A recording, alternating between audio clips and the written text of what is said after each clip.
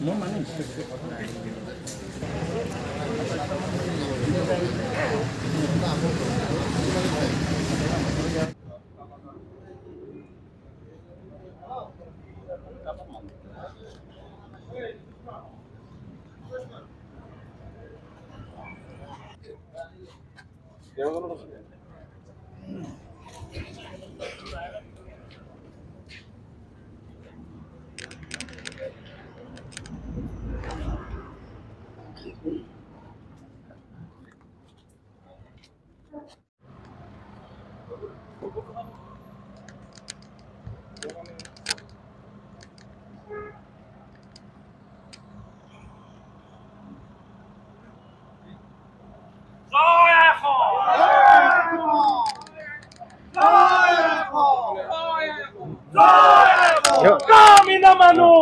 কাৰ্যসূচী আছিল বিল আচিনা অসমৰ উদ্যোগত আমাৰ কাৰ্যসূচী আছিল ৰংঘৰলৈ যাওঁ বলক এটা কাৰ্যসূচী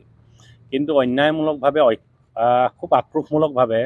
শিৱসাগৰ জিলা প্ৰশাসনে আমাক কি তালৈ যোৱাৰ যিটো গণতান্ত্ৰিক যিটো প্ৰক্ৰিয়াৰ মাজেদি যাব বিচাৰিছিল আধাতে আমাক গ্ৰেপ্তাৰ কৰি পিনি বিভিন্ন ঠাইলৈ আমাক লৈ গুচি গ'ল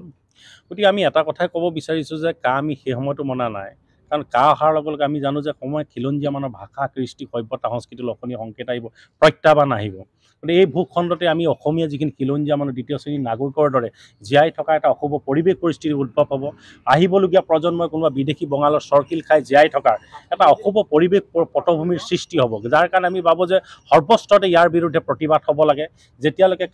ইয়াৰ পৰা বাতিল নকৰে তালৈকে যাতে আমি এটা প্ৰবল জনমত তৈয়াৰ কৰিব পাৰোঁ তাৰ কাৰণে আহিবলগীয়া সময়ত বীৰ লাচিত কাম কৰিব গতিকে এতিয়া দেখিছোঁ যে এটা গণতান্ত্ৰিক ব্যৱস্থাৰ মাজেদি আমি আগবঢ়াই লৈ যোৱাৰ ক্ষেত্ৰতো বৰ্তমান চৰকাৰ প্ৰশাসনে যেনেধৰণে ইয়াক এই সংগ্ৰামখনক তছনছ কৰিবৰ কাৰণে স্থবিৰ কৰিবৰ কাৰণে যেনেধৰণে সৰ্বাংগ প্ৰকাৰে সৰ্বশক্তিৰে ইয়াত জঁপিয়াই পৰিছে তাক আমি ধিক্কাৰ দিছোঁ গৰিহণা দিছোঁ আৰু আহিবলগীয়া সময়ত আমি অকল এটা কথাই বিচাৰিম যে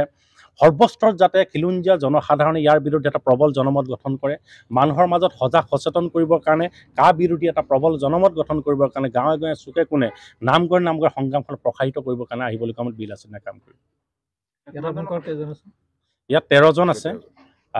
সদৰত তাতে আপোনাৰ পিয়লি ফুকনৰ তাতে আছে 24 জন আৰু আমাৰ গৌৰীসাগৰত প্ৰায় 8 জন